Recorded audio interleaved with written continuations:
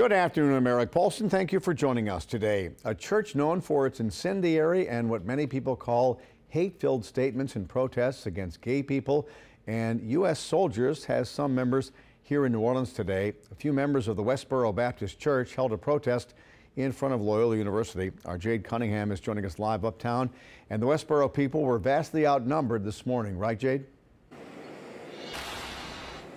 Absolutely, Eric. They were greatly outnumbered. It was about 4 or 5 members of the Westboro Baptist Church.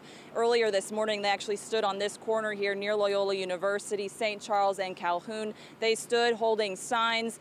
Music was playing, so some even broke out in song. Others would stand in silence or discussion or having a discussion with the other tailgaters. The signs that said, their message said, "America is doomed. Priests are liars, excuse me.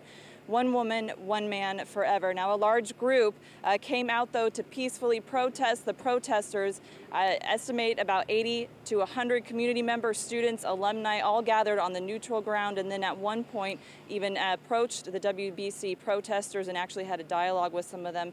We did speak with both sides, and here is what they had to say. This city saw Katrina, and they didn't do one thing to change their miserable, disobedient, rebellious ways. There is a standard. God says one man, one woman, one lifetime, and that's not what this country's doing. People need to stand up against hate.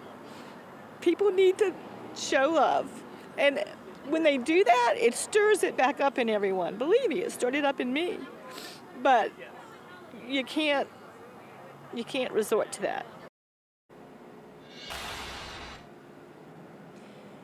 Now, that lady was extremely emotional because I actually asked her what it was like for her to stand with other community members, and she said that it was extremely overwhelming and very powerful to be standing with so many people in the community sharing that message of love. She called today, and others called today, a victory. Reporting live, Jay Cunningham, Eyewitness News. And those Westboro people had planned other protests today, right? They did. We received word that they were supposed to be protesting at the convention center this morning. We actually sent a photographer over there, and we did not see any Westboro protesters there. They did, however, come here. They also were supposed to be going to Herzing University afterwards around 11, but that is something that we're still trying to see if they went there or not.